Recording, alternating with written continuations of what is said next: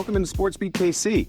I am not Blair Kirchhoff with Blair Away for the Week. This is Pete Sweeney, the Star's beat writer and insider for the Kansas City Chiefs. On this week's podcast, Star columnist Sam McDowell and I break down the opening days of camp, including the return of Patrick Mahomes and what we've seen from first-round cornerback Mansoor Delane. We'll also preview what to expect as the veterans arrive on Wednesday. After that, I'll tell you what's on my radar in Kansas City sports this week. Before we begin, I should mention that Sam and I recorded our Chiefs conversation after Sunday's practice, before news broke of Eric Bieniemy's wife, Mia, having been shot Sunday evening inside her Virginia home. Elijah Bieniemy, the son of Eric and Mia, was arrested and charged in the shooting. He's being held without bond, according to authorities. After Monday afternoon's practice, Chiefs head coach Andy Reid held a press conference to say his heart goes out to Bieniemy and his family, and that Mia is currently in stable condition. As expected, Bieniemy wasn't at practice on Monday, as Reid and the Chiefs will give him all the time he needs. It goes without saying that all of us here at the Star are keeping Bieniemy and his family in our thoughts as well. With that mentioned, here's my conversation with Sam about everything we've seen so far in the opening days of camp on the field. Hi, Sam. How's training camp treating you? Hot. It has been so hot. I mean, it's been to the point where we sit at practice and are really just taking notes and observing, and we have sweat pouring from our brows. So I can only wonder what these rookies and quarterbacks are going through. Yeah, I mean, I think a lot of them have already talked about the fact that Andy Reid's training camp lives up to its billing as far as being tougher than what they experienced in college. And I think you and I are probably sitting here thinking, well, you haven't done the long drive drill yet. You haven't done a 2.5-hour practice yet. You know, the first few practices are less than 2 hours. And but the heat is, I think, as bad as it's been all summer. I'm no forecast weatherman person, but what it looks like right now is it's going to be really hot up until Thursday, and it might cool down a little bit. So that first day, I think it's exclusive to season ticket members. That'll be one to watch to see how much these veterans are in shape, because these rookies are getting an opportunity to test it going in. And one of the major parts about Wednesday is this is going to be the first opportunity for, again, it's the season ticket holder fans, but some fans to see Patrick Mahomes back in action really for the first time since December.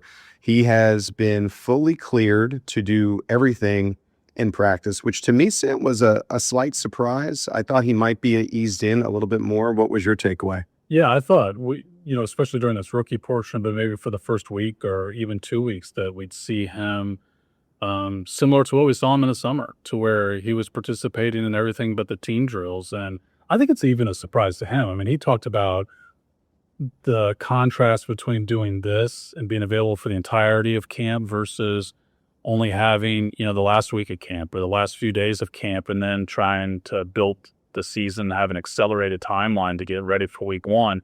And I think even him referencing that without being asked proves that thought was in his mind. Like, he thought that was going to be a possibility. So this is, the top news at camp is his availability, and it's the best possible outcome. Obviously, he's got to get through camp, and I think he's still got several checkpoints left, but just him being able to participate in camp is huge.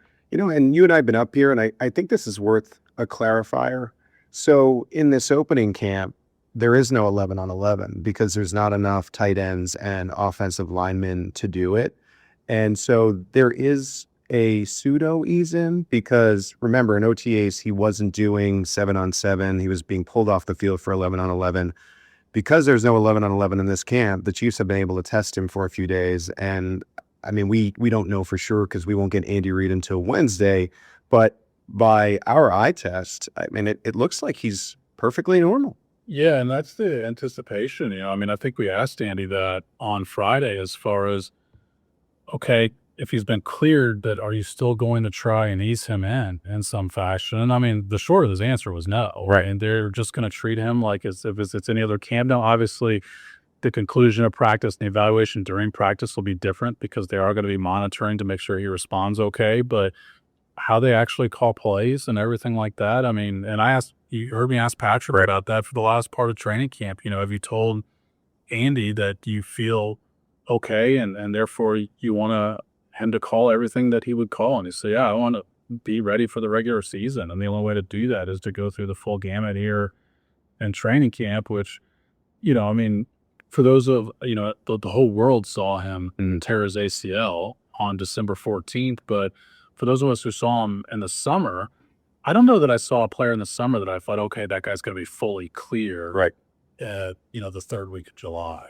Yeah, and it's worth noting also that he's wearing a significant brace on his left leg. He said it was unbothered by it. He did use it in college when he had a college injury. He says he can move with it well.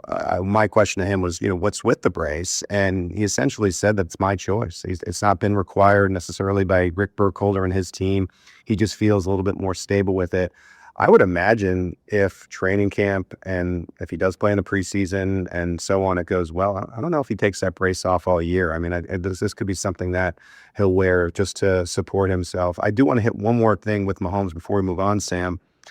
There is a question of whether or not he's going to play in the preseason. I tend to be on the side that I think he needs at least a series or two. I don't think you just want to throw him out cold on Monday night. Where do you fall on that? Yeah, I mean, I think the competitor in him is going to have a tough time just standing and watching on the sideline for 3 games. I would be surprised if he plays in the preseason. Both Andy Reid and Mahomes himself were very non-committal about that. But I just think, to your point about playing him a series, I think there's certain checkpoints that he needs to mentally pass, even if he's physically been cleared. And some of those he'll get in training camp. He mentioned the fact that in the summer, there's sort of this dry rush on air, which means they're not actually coming after him. But we saw him do some of those drills out here over the weekend, which is, you move the pocket and he's forced to move. But even that is different than Chris Jones chasing him down in training camp. So he's going to have that mental checklist there.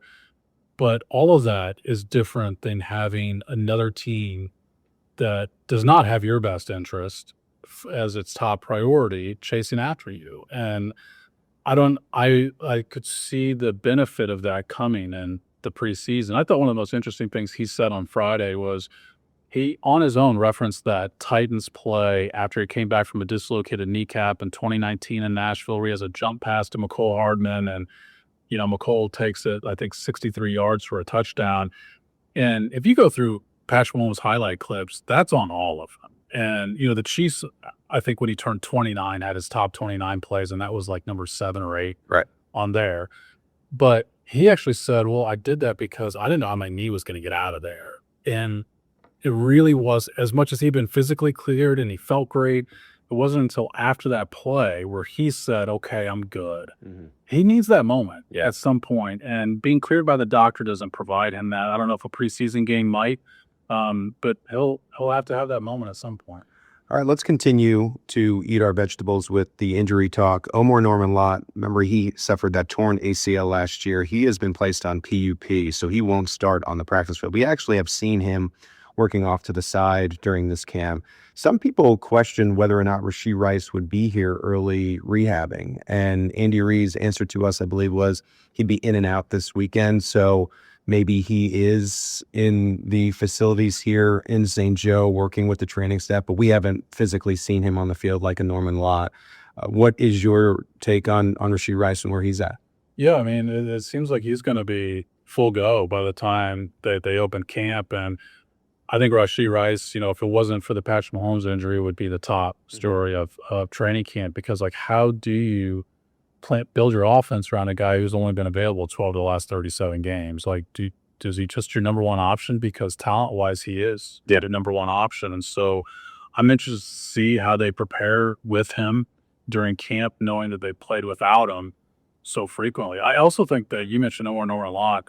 He tore his ACL 2 months before Patrick Mahomes. Yeah, it's a reminder that what Patrick Mahomes is doing is not the usual case. Right. Like what Norman Lott is going through is the normal case. He's, 10 months removed, 9 months removed from ACL surgery, and he's going to open here on PUP. It's like, that's kind of the normal thing for guys to go through this injury. Yeah, it's been really unbelievable to see how Mahomes has handled any kind of injury in his career. I mean, you think about the dislocated knee, you think about the turf toe that he's played through the playoffs with. I mean, it's just been very, very impressive, and it does seem freak of nature-ish at times, for lack of better terms.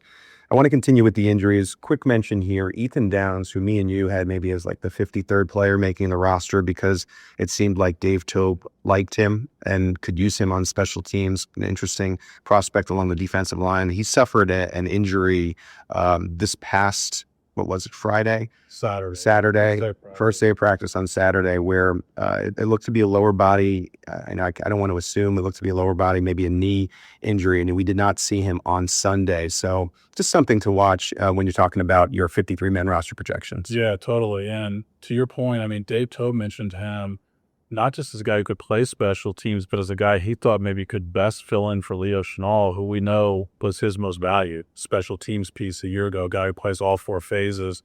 So, like, if we'll see what it is. I mean, I imagine that Andy Reid will provide some type of update on Wednesday when he first talks to the media. Obviously, during the rookie camp, he doesn't talk to the media, so he'll have to provide an update on Wednesday. But if that's any sort of time, I think that could subtly be a decent loss for someone like Dave Tobe in particular. Yeah, that's the value there on special teams. And just to go back to something you said a little bit earlier, Sam, if Mahomes wasn't the story, then it would be Rashee Rice. And if Rashee wasn't the story, then I think the next big thing would be Mansoor Delane. And I think what has been interesting with Delane is he, much like Xavier Worthy and Jaden Hicks during OTAs, has begun camp in a non-contact jersey. This is stemming from an injury he suffered during OTAs that held him out of mandatory minicamp, a shoulder injury. And I thought it perked my ears up when Andy Reid said he needs to learn the proper amount of aggression. I'm paraphrasing here. I mean, you can go back and listen to it if you want. And then Delane himself admitted to that. So it seemed like maybe he was over-aggressive at some point during OTAs, which caused the injury. How concerned are you that he's beginning camp in the non-contact jersey? Yeah, I mean, it seems like anytime we've seen this sort of progression, it's like mid-season that we'll hear a coach use it as an excuse for why maybe he's not up to speed. We certainly remember that with Felix Anudike-Uzomah. Xavier Worthy had something similar his rookie year. Like, the concern already is about guys getting up to speed and therefore being able to play at their full speed because they're familiar with the playbook and not just on paper, but actually having the reps. So I always think it's a big deal when a rookie misses the summer. And, we'll see once the pads come on, the veterans arrive this week. But, I don't think either of us thought he had the best weekend out here. No, and something that he mentioned was a lack of conditioning. I would imagine this shoulder injury kept him maybe from even running, it seems like, because he seems to be a little bit winded. And again, I'm not, ringing the alarm, but to echo Sam, I mean, he just does not look good and even out of place during rookie minicamp. And so you wonder if that will translate when Rashee Rice and Xavier Worthy and Tyquan Thornton get on the field. Yeah, I mean, he's someone who really, I think, they're going to have to live through the growing pains early on, whether that's out here at camp, whether that, continues to progress in that manner during preseason, and even into the regular season, because there's not a lot of bodies behind Mansoor Delane. I mean, they obviously signed L'Jarius Sneed late in the summer. He didn't practice in the summer, and the injuries have been a real concern for him over the last 2 years. I don't think you can go into a season saying, okay, L'Jarius Sneed's a guy. I think whatever you get from him is a bonus. And you look at the depth chart and Mansoor Delane needs to be a player for him. And I think he's going to have a lot of pressure. And where it's unfair is that people are going to assume that he's just going to be Trent McDuffie right away. And where it's fair is you're the number 6 overall pick. You're the first cornerback off the board. And so you're going to have to rise to the occasion. And then she talked about that. Yeah. I thought it was interesting that he brought that up on his own. Right. To the point to where I even followed up with him and said, is that something that's even on your mind out here? And he basically said yes. I mean, they acknowledged that he's very aware that he's the first guy the Chiefs took. He's 6th overall. And I first of all, I thought it was interesting because you don't often hear a player, and if he is thinking that, acknowledge that that's something that's entered his mind. But my second thought on it was, I don't know if that's the best thing for a player that, missed some of the summer. I do think he seems mentally, when he talks to us, to be feeling the pressure and the weight of where he was drafted. And Spags is really good with young players. And so, I mean, again, not time to sound the alarm, but I am very intrigued to see what happens on Wednesday. And speaking of Wednesday, we'll continue our conversation about veterans arriving and what some of these rookie defensive linemen may provide in terms of pass rush juice. Stay with us right here on SportsBeat KC.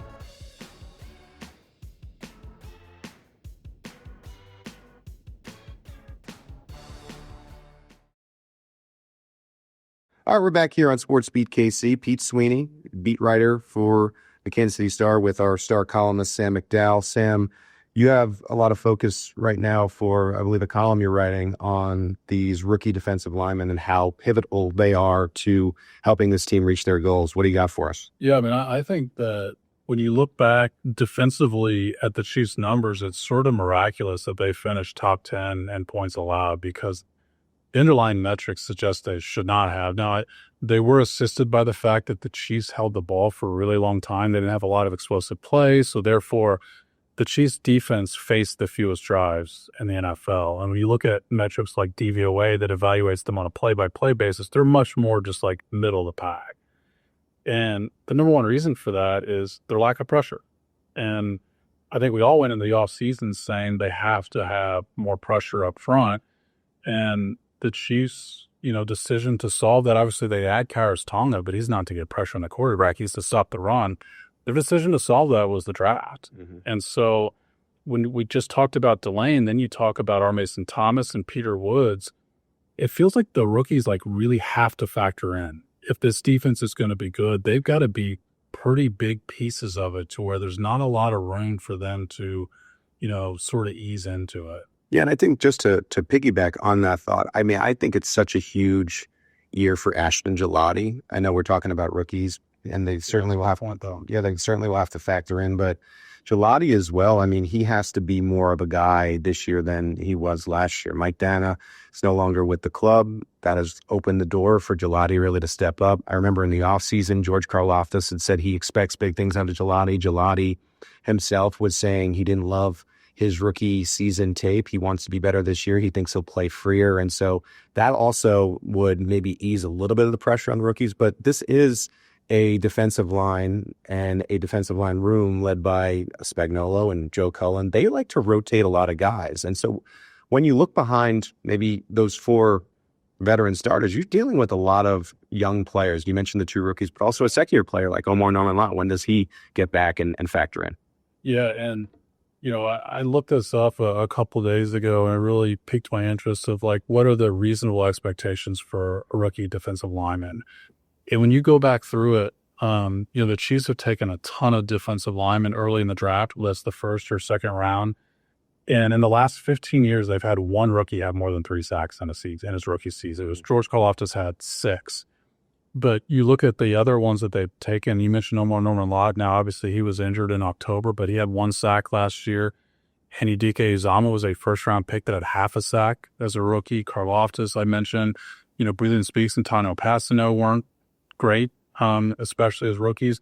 And even Chris Jones, 2 sacks as a rookie. Dee Ford, I think, had 1.5 sacks as a rookie. And those guys became, Dee Ford was traded for a first-round pick. Chris Jones has become a perennial All-Pro, future Hall of Fame guy. And the reason being is exactly what you mentioned about Ashton Gillotte. There's so much to worry about, especially as an edge guy like R. Mason Thomas. And he talked about reading cues from RPOs and things like that you've got to set the edge. You can't just be a one-trick pony in the NFL. They'll expose you. They'll run at you every time. And like I said, there's a lot riding on these guys, adding to what was a weakness last year, which is just putting pressure on the quarterback and making life uncomfortable. Look out for that column that Sam is getting through this week. I'm sure it'll be up and he'll be diving deeper into this topic. You mentioned Felix Anudike-Uzama, just very briefly. He's actually up here at rookie camp. And this is a 4-year veteran that is just never really been able to get his career kick-started. And I felt like the team probably told him maybe you could use this to ease in. Remember, he had the hamstring injury that cost him the season last year. This has to be the last chance, at least in Kansas City, for Felix. Yeah, I mean, as we know, it's the least surprising news of the offseason. They didn't pick up his 5th-year option, which you could do for a first-round pick. So this becomes a contract year for him. And I think beyond just his future in Kansas City, he's playing for his future in the NFL too. Obviously I think that the Chiefs felt like he was having a better camp last year than he did the first 2 years. And then he has the hamstring thing in Seattle and he's done for the season and basically needs to get both of them redone. And it'll be interesting because I think a lot of his rookie year struggles were the things we just talked about. And he's a year younger. Remember, he came out at 21. too. And so I think you look at like the roster age-wise and think, okay, there's still time for this guy to figure it out. But then you look at what you just said and you're like, wow, this is the 4th year for Felix Anudike-Uzomah, and he's out here in rookie camp because he's got the privilege to do that since he is coming off of an injury. And it's just an afterthought being out here. You're looking at not even the veterans being out here. But I'll tell you, you go through the depth chart and it's hard to find, they usually keep between 8 and 10 defensive linemen. It's hard to find 8, 9 guys that you think they're going to keep over him. Yeah, I agree with you. And on that way too early 53, I had him on there just because someone would really have to emerge. That's a no name to really push him off the roster. I think he's going to get one more chance this year to emerge, but there's just a lot more names in front of him. All right, the veterans arrive on Wednesday. Sam, is there one storyline, one under the radar player, maybe something we haven't talked about that's interesting you? Yeah, I think, what the Chiefs have to accomplish most, I think, is this right tackle situation. And you and I have both written elements of this, but it sort of feels like to me, that old adage about having 2 quarterbacks means you have none. They had 3 starting right tackles in the summer.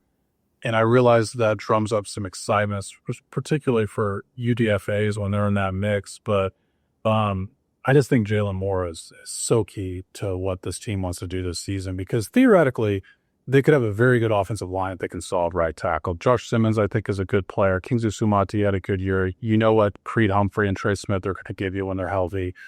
And so then the question becomes a right tackle. And I think the guy who's, most built to win that job is the guy you paid $15 million for a year to win that job. And Jaylen Moore, Jaylen Moore needs to have a good camp to where we're not seeing Khalil Benson and Esapole rotating in with the ones.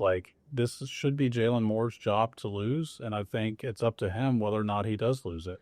Esapole and Khalil Benson will be battling more for that job. Andy Reid basically confirmed it before the end of the offseason program, so that's the battle to watch. If you stack the stories here, I think it's Patrick Mahomes' health, right tackle, Rashee Rice, and then to me it's figuring out the defensive backfield. To me is something where who are your starters at cornerback on the outside? You hope, you pray that Delane is one of them. Who's the other one? Is it Noah Williams? Is it Christian Fulton? What's going on with your safety room?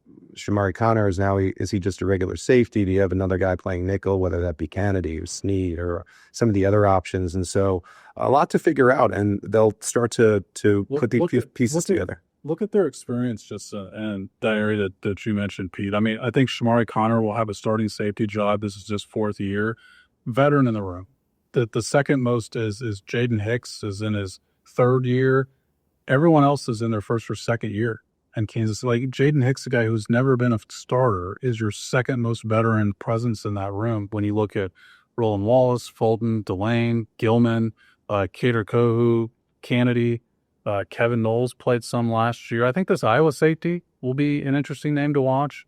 Xavier, but not a lot of experience there. So my guess is, as much as we talk about the storylines we talked about internally, externally, I think what a lot of teams are going to focus on is what are the Chiefs going to do in that defensive backfield. It's a lot to figure out. So thank you to Sam McDowell for helping uncover some of the answers or to answers that they'll have to find here in training camp. Look out for his column this week on the rookie defensive linemen and their impact on the season. When we come back, I'll tell you what's on my radar this week in Kansas City sports. You're listening to SportsBeat KC. All right, what's on the radar in Kansas City sports this week? Well, we've reached one of the most important stretches on the calendar, the point when football is officially back and baseball is approaching the trade deadline, while both Kansas City soccer clubs are in the mix for their season. But of course, let's start with St. Joe. The Chiefs hold their first full team practice of training camp Wednesday morning at Missouri Western. Patrick Mahomes, the rookies and the quarterbacks, and a handful of veterans got the early start over the weekend, but Wednesday is when the entire roster joins them and the real evaluation begins. The Chiefs practice at 9:15 Wednesday, Thursday, Friday, and Saturday before getting Sunday off. Wednesday is actually restricted to season ticket members, while Thursday and Friday are open practices. Saturday requires a $7 admission ticket and includes a full team autograph session. As Sam and I discussed, Mahomes' movement will be closely watched. He looked comfortable during the opening weekend while wearing a brace. And the radar, of course, extends beyond Mahomes. This week should begin providing answers at several positions where the Chiefs have real uncertainty. Who separates at right tackle? How does the rebuilt secondary line up when all of the veterans are involved? Where do players like L'Jarius Sneed, Christian Fulton, Jaden Kennedy, and Kader Kohu fit? And with Rashee Rice, Xavier Worthy, and Tyquan Thornton now entering the fold, a rookie like Cyrus Allen or a second-year player like Jaylen Royals could break through. So, the Chiefs camp still is unquestionably number one on the radar. Second is a very important and potentially revealing week for the Kansas City Royals. The boys in blue begin a 6-game road trip Tuesday against the Minnesota Twins, followed by 3 at Coors Field against the Colorado Rockies. The Royals play Tuesday and Wednesday night at 6:40 in Minnesota, followed by a 12:40 getaway game on Thursday. Then it's on to Denver for games at Friday, 7:40, Saturday, 7:10, and Sunday at 2:10. Ordinarily, Twins and Rockies series involving a team well below 500 might not lead the local sports conversation, but it's the timing that makes the road trip worth following. The Royals enter the week 45-62 and last in the American League Central. More importantly, though, the MLB trade deadline arrives Monday, August 3rd at 5 p.m. Central, one day after this stretch ends. What that means is every Royals news item is tied to a second question as to whether a certain player will still be here after Monday's deadline. With KC's postseason hopes dead and buried, the focus shifts toward which veterans could be moved and whether the front office can use the deadline to improve its outlook for 2027. The games matter, but the transaction wire may matter more. The other major local story is the Kansas City Current, who actually have 2 home matches in 4 days. The Current host Racing Louisville Wednesday at 7 p.m. at CPKC Stadium, then returns Saturday at 5:30 to face Angel City. KC enters the week with 25 points through 15 matches. That puts the Current in the heart of the playoff race, but their recent form has been uneven. A loss at Orlando, a draw against San Diego, and a loss Saturday in Boston. This is thus an opportunity for the Current to steady themselves at home with 6 available points over the 4 days. Saturday, in particular, is a massive soccer day in Kansas City, probably the biggest since the World Cup left. The Current begin at 5:30, as I mentioned, and Sporting KC hosts the Houston Dynamo at 7:30 at Sporting Park. Sporting's match is also Harry Potter night, complete with a special edition Harry Potter Sporting KC scarf giveaway that would make Hagrid proud. For Sporting, every home opportunity is important after a difficult season. The club returned from the World Cup break earlier this month and will now try to get out of the gutter of the Western Conference during the second half. All right, let's recap it. The Chiefs' first full team practice is on Wednesday. That's the main event. Watch Mahomes, but also watch that right tackle competition, the defensive back rotation, and which young players survived the jump from rookie camp to the full roster. For the Royals, the games lead directly into Monday's trade deadline, which could make this one of the most impactful weeks of the season. And Saturday offers KC a soccer doubleheader with the Current hosting Angel City, followed by Sporting KC against Houston.